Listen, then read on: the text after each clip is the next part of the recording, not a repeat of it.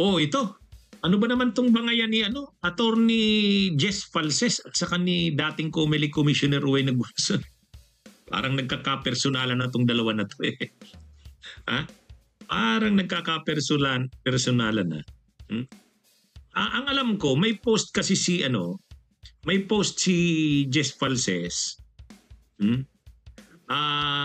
Naimbitahan na daw ba sa ano yun? Yung mga ito daw bang ito. Oh. Maging commencement speaker ang mga sila Sara, sila naimbitahan na daw ba? Kasi kung hindi, di ibig sabihin, kasi kapag ganun, kagalang-galang ka, nirerespeto ka kapag inimbitahan ka na maging speaker sa mga commencement exercises ng mga universities, colleges. Ay sumagot si alam naman natin si Guanzon, ito? Talagang pinagtatanggol na nito si Sara eh. Galit na galit ito sa Marcos. Ngayon, sinagot niya si Falses. Sino ba itong ambisyusong Falses? I was commencement speaker of the UP School of Economics. Ikaw, saan ka nag-commencement speaker? Sagutin mo ako dito. Cornel ka. You lying son of a man whore. Ay, ano yan? Pinagmalaki ni Guanzon na siya daw naging commencement speaker sa UP School of Economics. Ngayon, pinapasa niya ngayon kay Attorney Jess Falses. Saan daw ba naging commencement speaker si Attorney Jess Falses?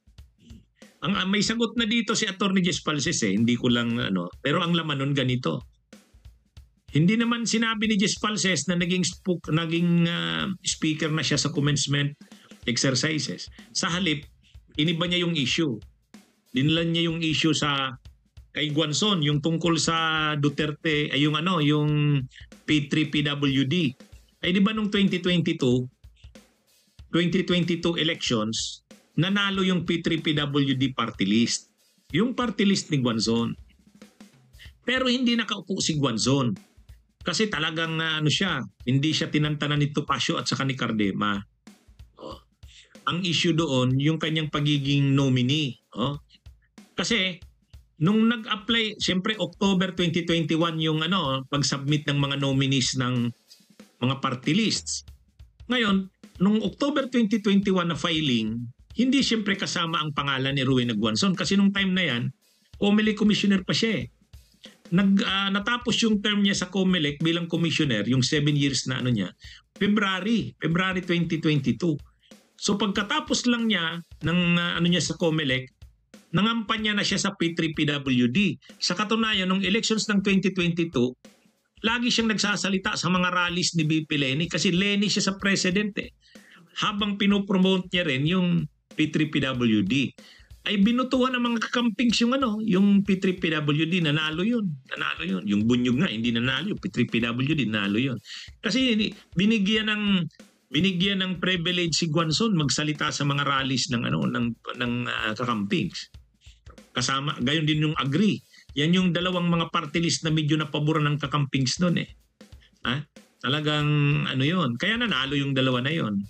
Anyway, yun yung nire-raise na issue ni Attorney Jess Falses na nanalo hindi ka nga nakaupo bilang bilang nominee kasi minaniobra mo yung nalagay COMELEC commissioner ka pa na noon, hindi ka pa pwedeng malagay sa nominee.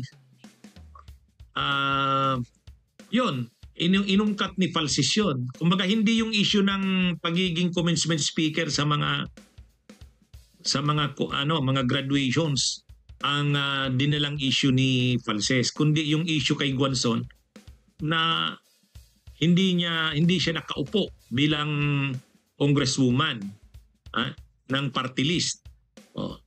Kaya yun yung yan yung dinalang issue ni Jess Falses kay Ruey Nagwason. Kaya nagiinitan yung dalawa. Ang alam ko ngayon, may latest pang post na naman si Falses, si Atty. Jess Falses, ay kaya ka hindi na binuto ng mga kakampigs itong 2025. Kasi Duterte na nga si Guanzon. Kakainitan yung dalawa. Pero sa totoo, ano naman talaga, noong 2022, binutuan ng mga kakampings yung P3PWD. Pero nitong 2025, hindi na.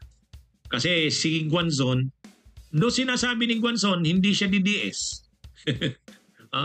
Pero malinaw, talagang niya, anti-Marcos lalo na kay Romualdez. Talagang mainit ang dugo ni Guanzon kay Romualdez. Tapos may counter na naman si Guanzon. Linabas ni Guanzon yung tungkol kay Chris Aquino. Yung Supreme Court case nito ni Jess Falses. Kaya labasan sila ngayon ng labasan sila ng baho ngayon. Si Atty. Jess Falses, si Guanzon. Tawa natin kung saan patungo tong bangayan ng dalawang ito. Anyway, yan mga kabunyog. Bunyog, bunyog, halikan na kasama ka. Bunyog, kapag buklod ay may pag-asa. Luzon, Visayas, Mindanao, isa ang pananaw.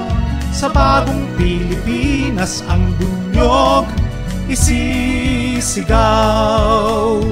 Bunyog.